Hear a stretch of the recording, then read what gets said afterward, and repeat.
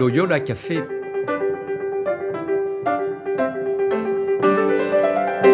Loyola Café, on y discute philosophie et théologie.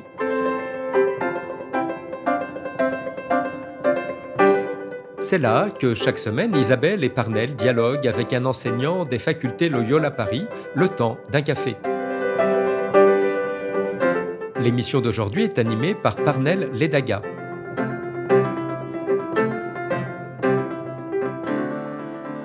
Bonjour à tous, chers auditeurs, chères auditrices du Loyola Café. C'est toujours un plaisir d'être avec vous, à l'antenne bien sûr.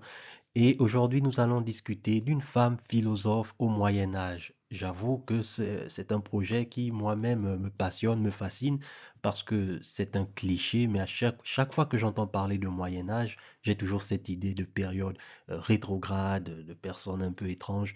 Et pour en parler justement, j'ai le plaisir d'accueillir un habitué de nos podcasts du studio, un habitué aussi avec qui nous avons déjà pu aborder certains personnages, certains grands auteurs de l'époque du Moyen Âge ou de la période médiévale, Stéphane Loiseau. Bonjour Stéphane. Bonjour Parnell, bonjour à tous. Merci d'avoir accepté d'être là. Vous dispensez actuellement, vous êtes l'intervenant dans un croque-philo dédié justement à Christine de Pisan. J'avoue que je ne connaissais pas le personnage, je n'en avais même jamais entendu parler, mais votre croque-philo, celui qui est dédié à cette autrice, en tout cas le descriptif m'a semblé vraiment fascinant. Alors j'aimerais vous poser cette question pour commencer. Qui est Christine de Pisan et en quoi est-elle une figure vraiment exceptionnelle? Je le dis en me basant sur les retours que j'ai eus de certains auditeurs. En quoi est-elle une figure exceptionnelle dans le paysage intellectuel du Moyen Âge? Alors Christine de Pisan est une Italienne née à Venise en 1364, mais arrivée en France avec son père dès l'âge de 4 ans, et elle rejoint la cour du roi Charles V, où son père intervient et est présent auprès du roi de France, et elle va avoir un destin individuel un peu particulier et tourmenté. Elle est mariée à 15 ans avec un homme qui a 10 ans de plus qu'elle. Mais elle dira toujours que ce mariage, ces 10 années de mariage, elle sera mariée pendant 10 ans. Et ces 10 années de mariage auront été les plus belles années de sa vie, dira-t-elle. Et puis, elle devient veuve très jeune. Et du fait du système médiéval de transmission des biens, elle se retrouve sans le sou et à devoir travailler pour vivre. Et de ce fait-là, elle va vivre de sa plume et elle va être la première femme à écrire en français, la première femme laïque à écrire en français et à vivre de sa plume. C'est en ça qu'elle est vraiment connue et qu'elle fait partie même des femmes qui ont été mises en avant au moment de l'ouverture des JO de 2024. Si vous avez une statue de Christine de Pisan qui est encore porte de la Chapelle, qui est représentée au milieu d'un certain nombre d'autres femmes marquantes dans l'histoire intellectuelle et de la France. Elle est exceptionnelle précisément parce qu'elle va écrire et elle va être reconnue pour son écriture. Et dans son écriture, elle va écrire comme femme. Elle va écrire vraiment avec une place de la dignité féminine qui a des résonances encore jusqu'à aujourd'hui. Mhm. Alors, il y a pas mal d'éléments très intéressants, je trouve, hein, lorsque je vous écoute. Déjà, elle a vécu de sa plume, ce que je trouve fascinant. Aujourd'hui, on sait que les artistes, par exemple, même les grands écrivains, ont du mal à vivre de leur plume. J'ose imaginer qu'autrefois, ce n'était pas nécessairement mieux, mais en plus, c'était une femme. Donc, une femme qui écrivait en français, qui était déjà reconnue et qui pouvait vivre de sa plume. Cela montre qu'elle jouissait d'une certaine aura, même à son époque, même à une époque, je pense en tout cas, si on devait faire une comparaison entre la condition de la femme à cette époque et celle d'aujourd'hui, il y a une très grande différence, mais elle avait déjà pu bénéficier. Est-ce que c'était parce que, disons, son père avait ses entrées auprès du roi de France, par exemple? Alors, ce qui est sûr, c'est que donc elle vit autour de 1400, hein, donc Charles V, enfin, c'est cette période-là. Elle va mourir juste avant Jeanne d'Arc parce qu'elle écrit un dernier texte sur Jeanne d'Arc qui est en train d'apparaître dans l'histoire de France, mais elle n'écrit rien sur la mort de Jeanne d'Arc. Donc, on pense de ce fait-là qu'elle est morte en 1430 au monastère de Poissy et elle prend une place, effectivement intellectuelle forte, comme femme. Alors, il faut avoir en tête, hein, qu'elle n'est pas la première femme à écrire, et à prendre de la place. Mais la plupart du temps, c'était des abbesses, des religieuses et ou des reines, hein. Mais voilà, il y avait peu d'intermédiaires, hein, et alors, Christine, elle va briller d'abord par son talent, parce que c'est son talent qui va être reconnu et qui va susciter le mécénat. Alors le talent ne va pas sans un certain réseau relationnel qu'elle a développé du fait de son mari et de son père, hein, mais c'est bien son talent qui va être reconnu, et en particulier ses poésies, au point que on va lui commander un certain nombre de poésies. Et puis elle va prendre une place importante dans l'histoire littéraire française, parce qu'elle va intervenir dans un débat sur le roman de la rose, où elle va vraiment défendre la condition féminine contre le roman de la rose, qui est un texte que un certain nombre d'ecclésiastiques considèrent comme un poème vulgaire et considérant la femme comme un objet. Et donc, avec quelques-uns, elle va s'associer pour écrire et défendre la condition féminine contre le roman de la rose. Justement, vous évoquez beaucoup la condition féminine, du fait qu'elle parlait en tant que femme. Mais si on devait replacer cela dans son contexte, pourrait-on par exemple la considérer comme une sorte de féministe avant l'heure? Était-elle en fait dans ses écrits, même si elle défendait la condition féminine, en faveur, disons, d'une forme de rupture vis-à-vis du monde dans lequel elle habitait, ou alors s'inscrivait-elle plutôt dans une forme, d'accord, oui, je parle pour les femmes, mais malgré tout, on reste quand même fidèle à la société, aux normes sociales telles qu'elles sont. Alors, elle se met en rupture, elle n'est pas révolutionnaire, hein, mais elle se met très clairement en rupture, et en particulier, elle insiste très fortement pour dire que la femme est un être humain avec une intelligence, aussi capable que celle des hommes, et elle va même développer ça, non seulement sur l'intelligence, mais même sur un certain nombre de qualités qu'on attache à la virilité masculine, en particulier, dans le domaine de la force ou un certain nombre de choses comme ça. Et c'est très intéressant parce que elle va le faire avec à la fois son talent littéraire et à la fois avec une véritable reprise de toute la tradition antique, biblique et médiévale. Elle assume l'héritage grec et latin, elle assume l'héritage biblique, et elle vient montrer comment être une femme n'est pas un drame, et être une femme permettrait de même de prendre une vraie place dans la société. En ça, elle est en partie en rupture. Après, son aura repose aussi sur le fait que ce qu'elle dit est aussi, d'une certaine manière, reçu. Heu, Là où il y a rupture, hein, et où c'est que dans ce qu'elle dit, il y a des choses qui en particulier sur l'éducation des femmes, et elle vient dire que si on fait faire des études à des femmes, il n'y a pas de raison qu'elles réussissent moins bien que les hommes. Quand on est en 1400 et qu'on voit comment est-ce que en 1800 ou en 1900, ça ne sera pas forcément mis en œuvre plus que ça en France, Mhm. c'est intéressant. Oui, ça l'est précisément. Alors, j'ai envie de dire, ces écrits, Christine de Pisa, en fait, s'inscrit dans la lecture de grandes autorités médiévales. Je pense à Dante, je pense à Boès. Qu'en hérite-t-elle, en fait, et qu'apporte-t-elle de nouveau? Parce que sa connaissance, son savoir, vous l'avez dit, euh, il y a la Bible, il y a pas mal d'auteurs qui ont certainement dû l'influencer. Comment se positionne-t-elle? Est-elle dans une forme de continuité? Innove-t-elle? Alors, c'est une femme de lettres et une femme savante. Les ouvrages là, qui rendent compte, hein, de les différents colloques de ces 20 dernières années qui travaillent sur Christine de Pisan marquent bien le fait que c'est une femme de lettres au double sens, c'est-à-dire que c'est une femme qui écrit bien et qui écrit avec une rhétorique qui marque un vrai talent littéraire, et c'est une femme de lettres au sens où c'est une femme cultivée, qui a très probablement lu Virgile, qui, qui de ce fait-là est capable d'utiliser des allégories, des images, de prendre des exemples dans la tradition antique, et l'Énéide intervient assez régulièrement. Et c'est une femme médiévale qui, de ce fait-là, avec de l'ancien, fait du neuf, selon le modèle, entre guillemets, presque scolastique de l'université. à la manière dont un Thomas d'Aquin, un Bonaventure, un Albert le Grand lisent Aristote et les pères de l'Église et produisent quelque chose de neuf. Christine de Pisan, elle lit Dante, Aristote, un certain nombre de théologiens aussi, parce qu'elle prend des positions en théologienne. Et puis, elle a lu de nombreux ouvrages scientifiques et elle en fait un récit renouvelé. C'est vraiment là où elle est vraiment une femme médiévale, hein, c'est que la forme qu'elle utilise est assez souvent la forme du récit de vision. Donc c'est une vision factice, enfin factice en tout cas, c'est une fiction littéraire, hein, où elle imagine voir, hein, dans son sommeil une sibylle, enfin la sibylle de Cume, hein, qui vient la guider dans le monde de l'au-delà, où elle croise Dame Raison, qui vient peu à peu l'enseigner.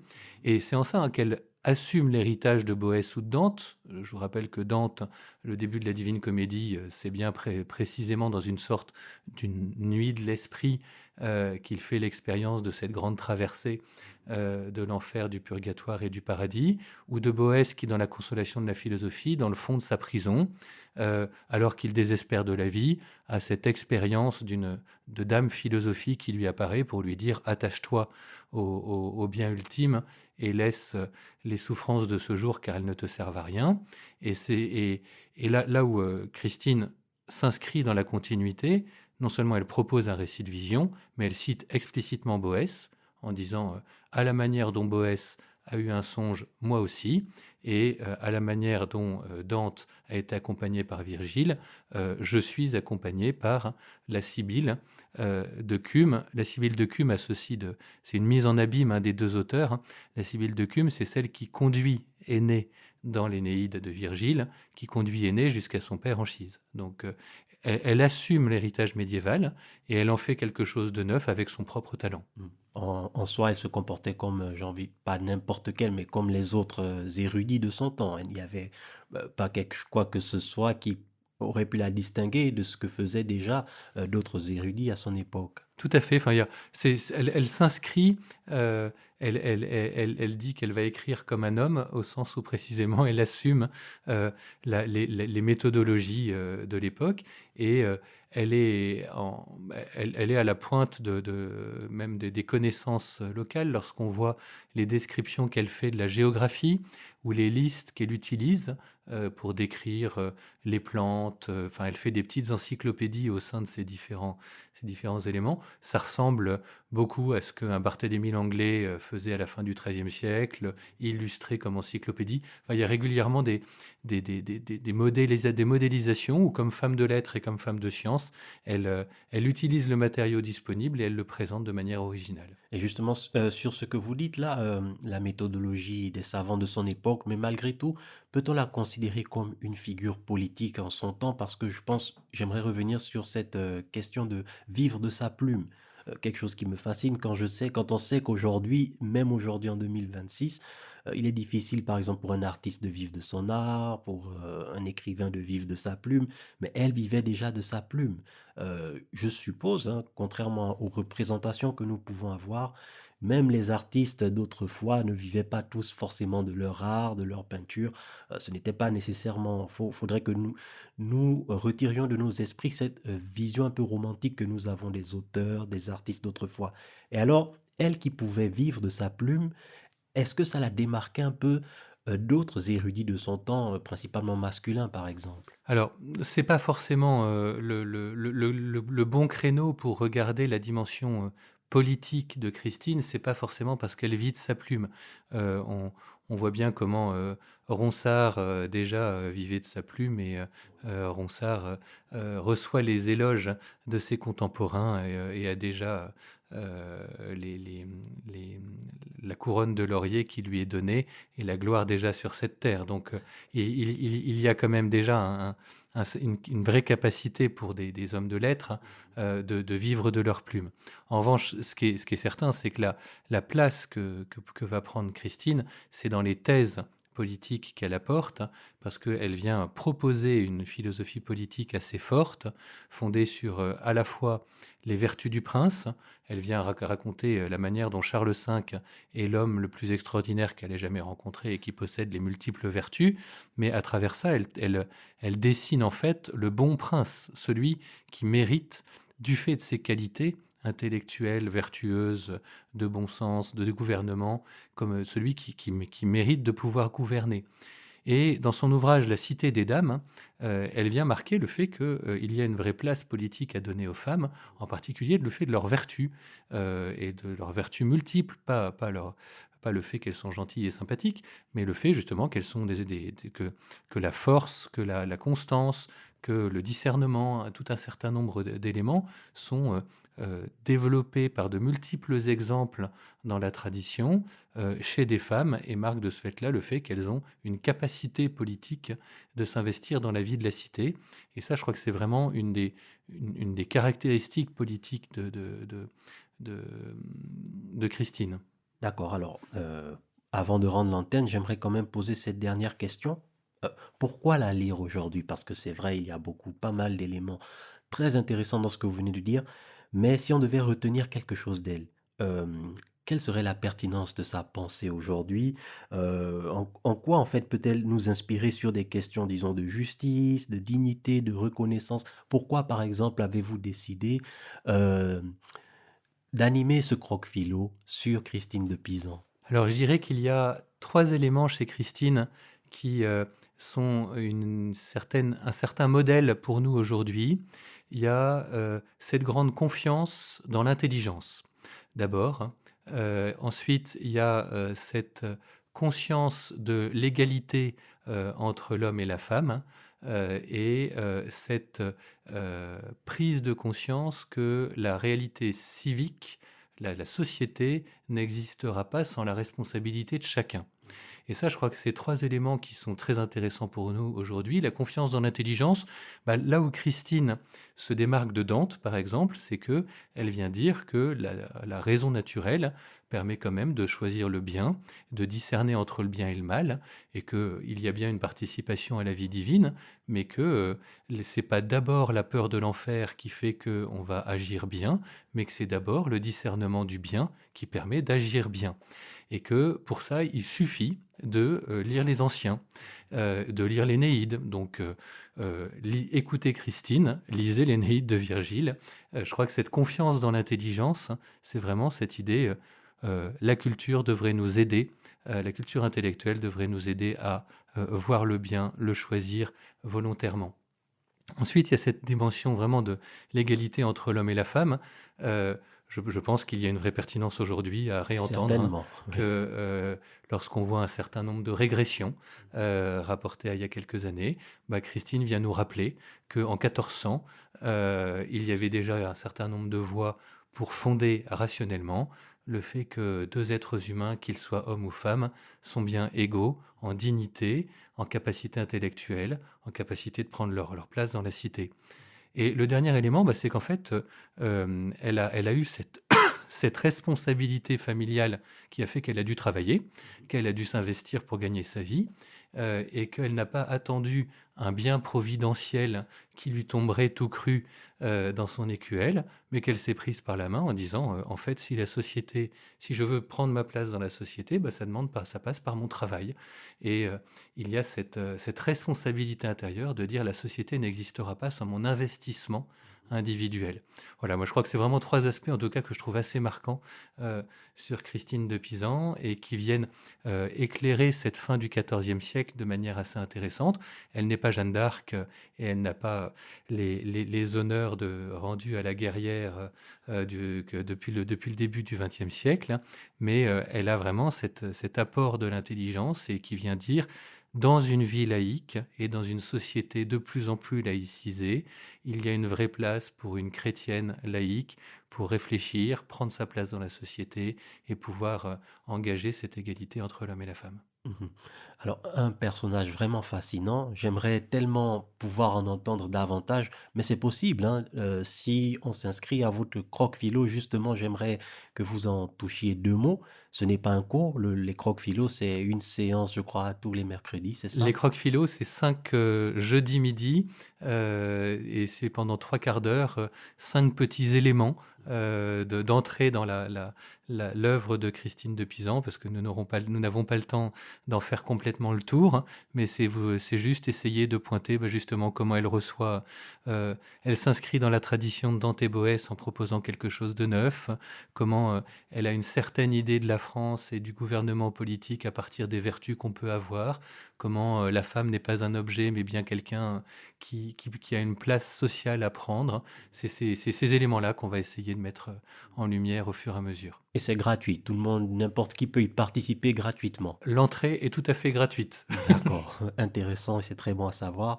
En tous les cas, Stéphane, je vous remercie encore une fois de nous avoir présenté ce personnage vraiment fascinant. C'est toujours un plaisir de vous recevoir et j'espère que vous reviendrez ici très prochainement pour nous présenter un autre auteur ou une autre autrice du Moyen Âge.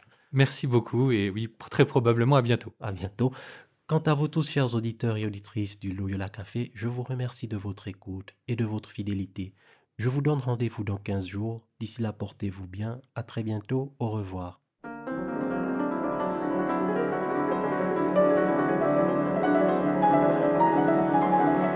Vous écoutiez Loyola Café, le podcast des facultés Loyola Paris. Pour ne rater aucun épisode, abonnez-vous gratuitement sur votre application préférée, Spotify, Deezer, Apple Podcast ou YouTube Podcast.